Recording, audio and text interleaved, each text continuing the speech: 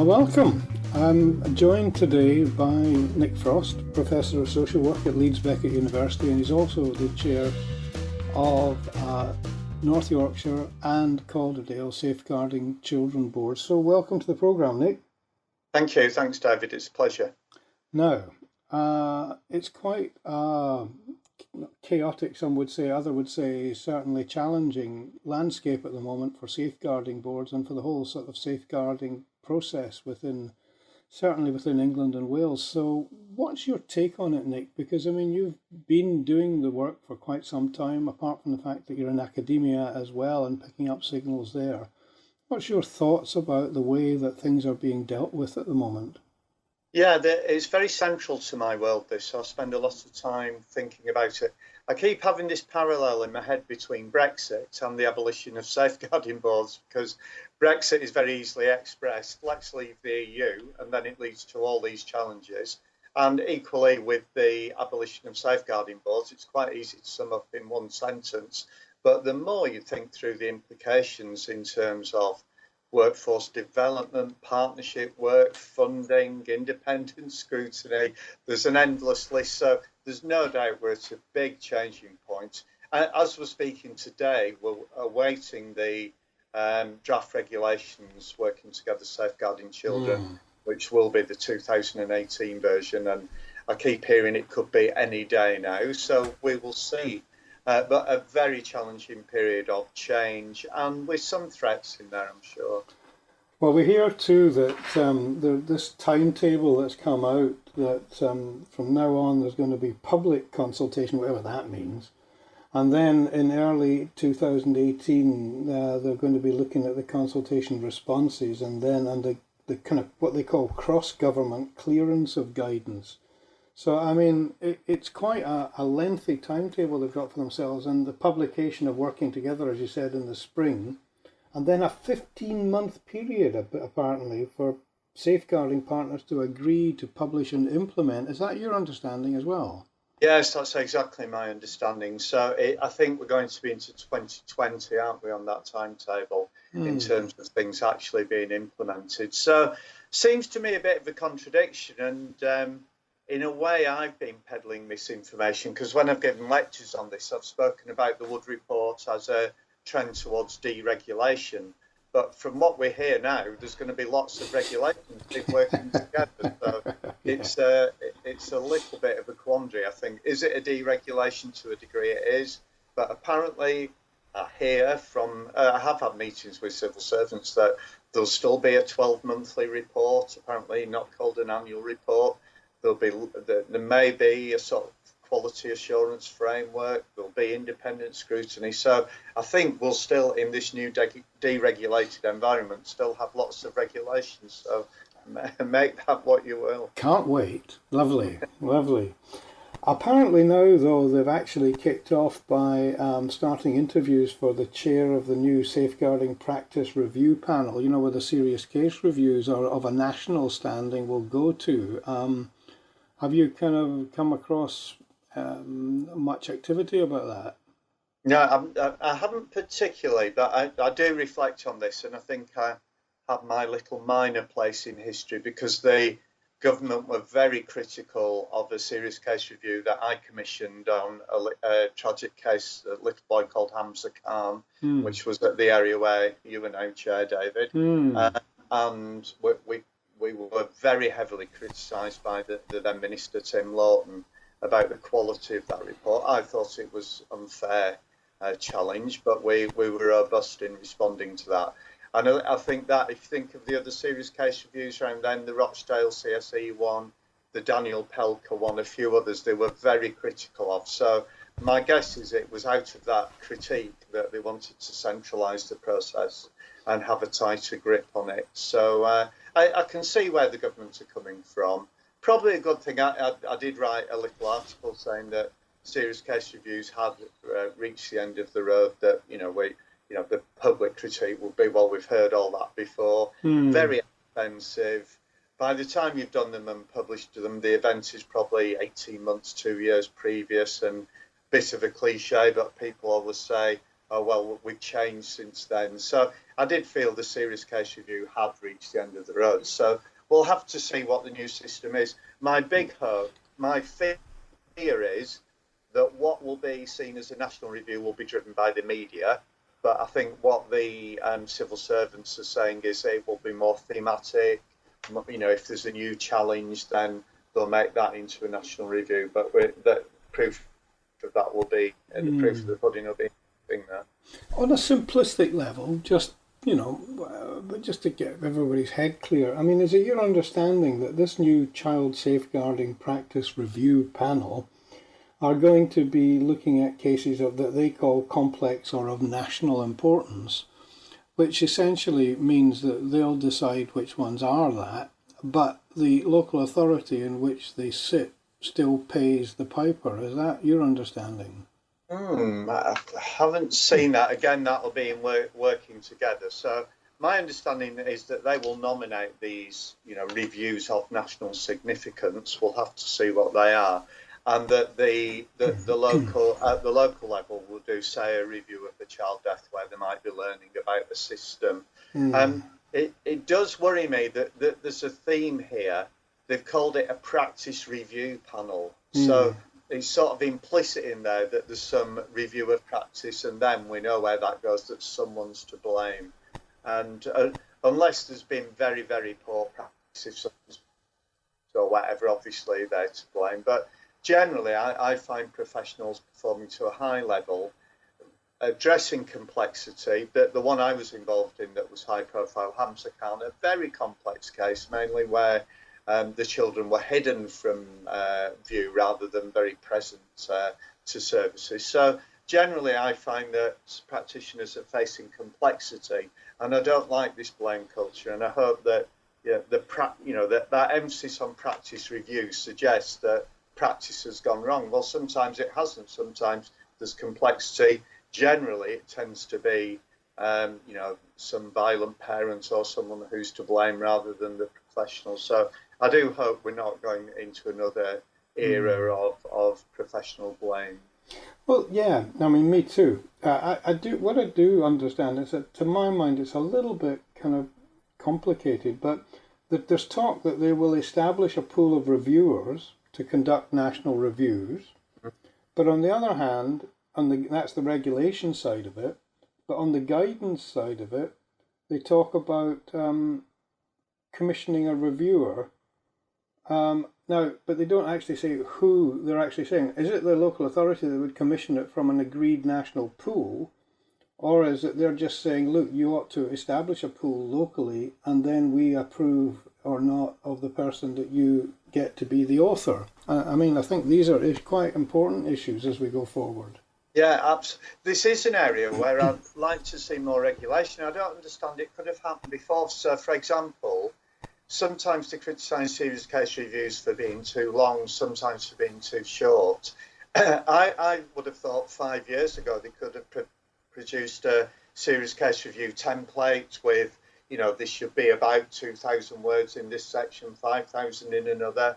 And also, we've sort of been on the edge of having a pool of reviewers that have been accredited, but it's never quite gone that far. But I would quite like to see a clear template for serious case reviews and an approved pool of reviewers who've been through accreditation. I don't see what the problem is with that, really. And if this system moves towards that, then that will be fine. But as we've already said, the small print hopefully will be available even perhaps when this podcast goes out. Yeah, well, hopefully that's part of a consultation process that we can all, put forward our views on it. Because from my point of view too, I would like clarity on, as opposed to case by case kind of consultation about when to publish. Yeah, absolutely. Yeah.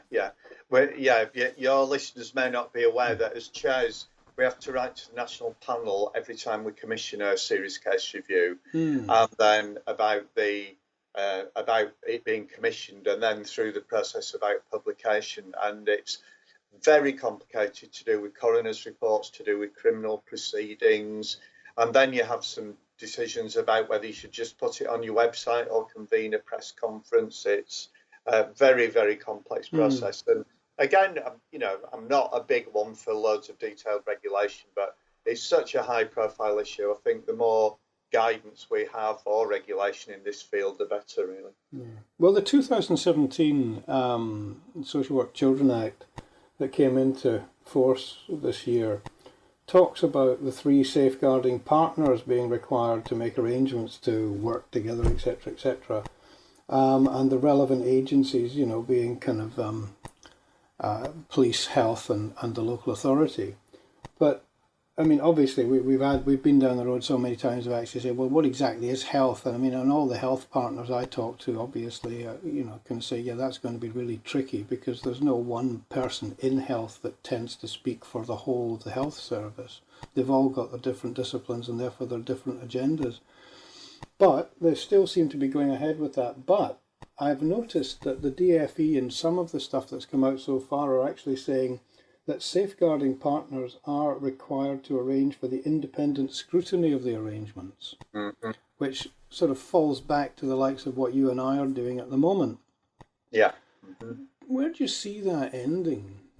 Yeah, well, this is what I meant by the Brexit analogy. It's easy enough to say abolish safeguarding boards, but then all these challenges. So certainly local authority, police and health are seen as the 3 primary partners. But even you mentioned the health complexities, even when in the local authority, should that be led by the chief executive, the lead member, the director of children's services? So that's complicated. The obvious danger is that the other partners could think, we're marginal to this now. Age of austerity, we're stretched for resources. It's obviously up to, I call them the big 3 in parlance. Let's leave the big 3 to get on with it. So, and I'm keen in both my boards to keep all the partners, particularly the community sector, the voluntary sector, completely on board. So we need to find a way of recognising what is the primacy of the 3 partners. We can't get away from that. But how do we keep the other agencies on board? And when it comes to things like funding, maybe other agencies. Why should we fund this if there's 3, the big 3 are in charge of this? Loads of challenges. I mean, one paradox I'm finding, I don't know what you're finding, David, I'm actually leading, certainly in North Yorkshire, on the future of the safeguarding arrangement. So in a way, you could say it's turkeys voting for Christmas. The Act has abolished the safeguarding board, but I've been the one that's convened the meetings, planned the policies, got everyone together. So it's hard to know who's going to play the leadership role from the big 3. Well, interestingly enough, in the 2 boards that I chair, there seems to be a kind of certainly a universal kind of agreement that there will be a safeguarding presence. Absolutely. And that's okay. I think that's important to get that out of the way to start with. It's not going to be kind of dissipated and just everybody does their own thing. However, what I find fascinating so far is some of the regulations that have come out, or guidance from the DFE, actually talks about the 3 partners, like you said. But on one hand, you mentioned funding there. Well, let's just focus on that for a second. I mean, because it actually says levels of funding from each safeguarding partner should be equitable and proportionate. Okay, they're not at the moment because the police pay very, very little in comparative terms to health and to the local authority. And so being equitable and proportionate, that's a bit of a stretch, isn't it? It absolutely is, and the the police are obviously very stretched in terms of their resources. Again, I'm hoping the final guidance will be clear. It seems to make sense, doesn't it, that it should be 33 1/3 split between the big 3. So we will see. But then it ducks the question of how, if they're paying 1/3 of the pie each, it ducks the question of how big is the pie. So I mean, my areas that I know well, and I know some areas apart from the 2 where I chair, people just see, I mean, this is a critique of the Wood Report. I will say in this forum, the more I read the Wood Report, the more gaps there are in it. So, for example, I was asked to speak to some workforce development people about the implications of wood. So I literally went through the Wood Report and did a word search on workforce development. And there's very, very little in there. He seems to relate it to learning from serious case reviews. So we've got brilliant system of workforce development. It's been one of the high achievements of safeguarding boards. I know in Bradford you should be very proud of your workforce development, and yet really marginalised in the Wood report. In fact, it sort of seems quite critical that safeguarding boards are doing that. So it's one of the many questions that the report laid open. Yeah. Well, we wait with bated breath, anticipation, and a sense of hope. But I want to move on, if I might, to talk about the actual work of safeguarding, if I might. Because interestingly enough, I mean, this programme, I'm very delighted that it's got quite a large audience in both, internationally, it goes into over 100 countries. But America and Japan have got substantial numbers of listeners as well, and they must get quite puzzled sometimes by the complications that we make for ourselves. Yeah. But in terms of the future, I'm having conversations that are going along the lines of maybe more symmetry, maybe more kind of coming together with adult safeguarding and child safeguarding, not to sort of merge, but to kind of look at economies of scale. And things that we do together, like both adult safeguarding and child safeguarding, for example, focus on, say, domestic abuse, focus on mental health or substance abuse, or even the transition from childhood to adulthood for, say, young people with learning difficulties. There's an awful lot of consensus there in terms of thinking. Do you see the future being more shared in that respect? Yes, I certainly hope so. I mean, it's even your international listenership will be even more confused when I mention health and wellbeing boards and community safety partnership as well. So if the listeners could envisage a Venn diagram with 4 circles, you'd have the adults board, the children board, the community safety partnership, the health and wellbeing board. They all have their own business, but in the middle they all overlap, and they all overlap in different ways. You really wouldn't start from there, would you, if you had a blank sheet? Not really. So, for example, in Calderdale, we've had some very good research led by the Community Safety Partnership, and it's highlighted certainly 2 issues more that are relevant to the Children's Board, the ones you mentioned, domestic abuse and child sexual exploitation. So they're coming from community safety, if you like, a crime and safety perspective, and they're coming up with issues that are of interest to us. So we need to work more and more closely across all these 4 boards and make sure, for example, in Calderdale, we have amalgamated the admin support for children and adults, and that is paying dividends. So a lot of the functions are similar, obviously minuting meetings, but quality audits, homicide reviews, serious case reviews, very similar. So we need to work more and more holistically. Of course, we've got a paradox, David, that you'll be aware of. Adult safeguarding boards are now statutory and children's safeguarding boards are not statutory. So that makes the Venn diagram even more complex than it was last year. Yeah, well, let's not go down the road of madness. But anyway, I also have got this kind of thinking at the moment. I'd like to take your opinion on it. When I originally kind of was involved in frontline practice in child protection, the predecessors of the safeguarding boards had very much smaller agendas, or at least very fewer subject headings, if you like. Now it seems to have increased exponentially, and I'm wondering if there's an argument for looking at a different arrangement. Important but slightly separate or maybe joint, to look at what I would call complex safeguarding issues. So, for example, the whole radicalisation prevent agenda, issues such as female genital mutilation, issues such as modern day slavery, I mean, even health issues that we're considering safeguarding matters now, for example, of obesity in children. I'm thinking all of these are now on our table, in addition to all the other kind of matters that we traditionally look at. I mean, what's your view on that?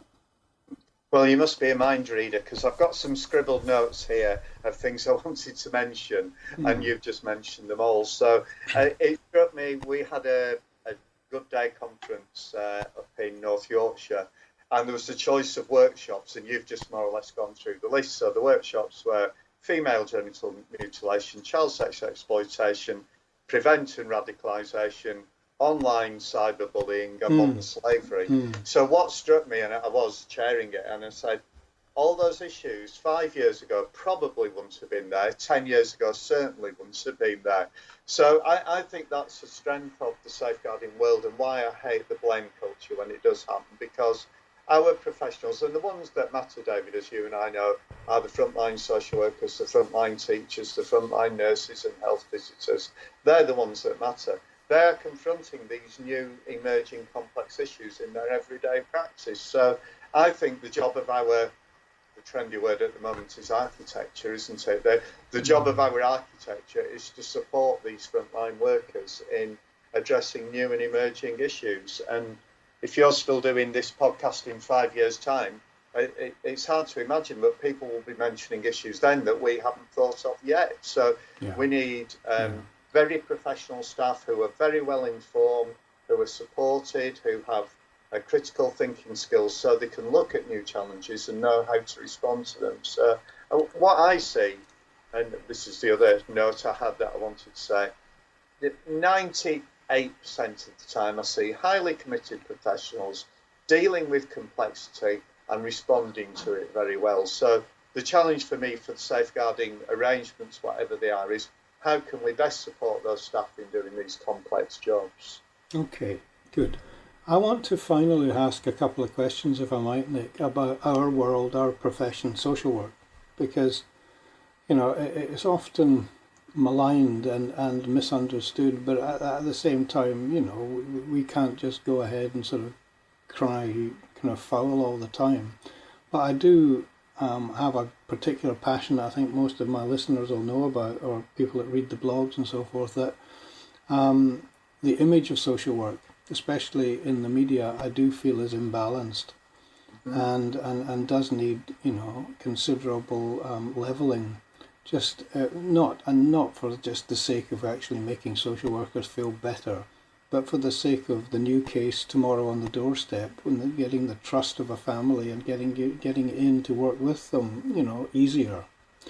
So what would you say? Is there any kind of initiatives or any kind of thinking that you've got? Because you are on the academic side of social work, teaching. And I mean, about the new, if you like, let's call them the new crop. I hate that, but never mind. The new group of social workers coming through these days, about how they see the image of the profession they're entering into. Very interesting challenge. I'm a qualified social worker, very committed social worker, and very proud social worker. And it's great seeing the young people. We have a bachelor's course and a master's course that both leads to qualifications, really high calibre, enthusiastic people. There isn't a recruitment problem onto the courses, which is interesting. I think where the problem kicks in is arguably a retention problem once they're in the professional world.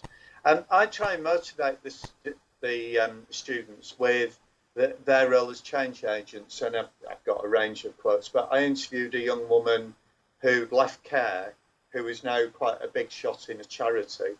And she said, I have this wonderful social worker, he changed my life. She reckoned she wasn't going to get into university, and the social worker went there and somehow got her into university. And that changed her life. And as I say, she's now, you know, a leading person in quite a big charity. So that when you hear that a social worker can change lives in that way, it's very motivating. And I think probably the public, I've noticed there's been a more positive version of social work in some soap operas on the TV recently. So I think it's around what we were talking about before. When you have these serious case reviews and the blame culture, that tends to lead to the negative image. But I think we can promote a much more positive image. Well, it's interesting you're saying that. Yeah, sorry, just to say that at the moment, BASWA, British Association of Social Workers, is having a right old ding dong with the producers of EastEnders, the soap opera, by portraying a social worker as a kind of cardboard cutout. My example was from Coronation Street, where two that were very positive, two different ones. Yeah. I'm not aware of EastEnders. So, what do you think of this, though? Because I'm pushing it, and I'm working with the British Association of Social Workers at the moment to sort of see if we can develop this further. But I'm a real believer in actually encouraging frontline social workers to talk to the media about good news. I mean, it's for people at a much higher pay grade to deal with the challenges and the cases that are more often in the media. But I don't see any reason why local radio, local free newspapers, a couple of journalists that live down the road can't talk to social workers about the success stories, of which there are thousands every day, and we never. I mean, I always say that, and I had an article, I got a page in the Guardian that I write, and that got a phenomenal response recently when I wrote. Also, that you never see a headline that says social worker does good job. Yeah, absolutely. Well, yes. Well, I'll say the date on the 20th of October. A podcast started from the BBC, a rival to yours, David, on the adoption process, and apparently it's 16, I think, podcasts.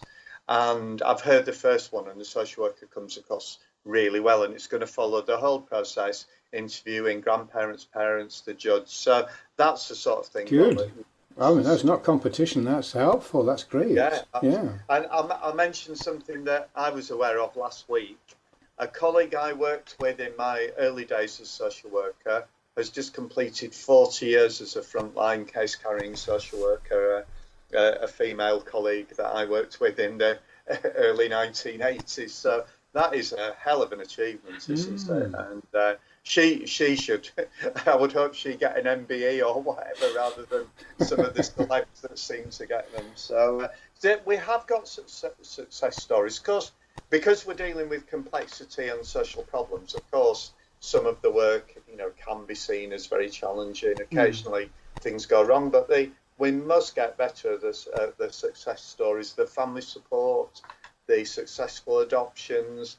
Well, you and I know the vast majority of children is effectively safeguarded, aren't they? Oh, absolutely. I mean, and the ones that hit the headlines are the ones where, arguably, it's gone. I know. It's always, I mean, it's more sensational. But a good friend of mine, Bill McKittrick, who sadly passed away earlier this year, he was director of Bristol, and he was one of the first to let the BBC cameras in, if you remember. I do remember that. Yes, yeah. But it's never gained the momentum I think it should have done, because people are still. I think local authorities and others still totally confuse confidentiality with secrecy. Yeah. And I just, it's so wrong. Yeah, I do think that the profession gets a lot of respect from other professions. So, like you do, I work very closely with the police, and it's a proper partnership now. And there's the occasional tension, but generally we're working in such good partnership. And I think the police really respect the role of social workers. I've heard the same from the judiciary, from medical staff. So I think within the professional bubble, where the profession is very well respected, it is with the media area where we do have some challenges. All right, last question, Nick. Just a minute, if you would. People listening that might be considering social work as a profession, why should they?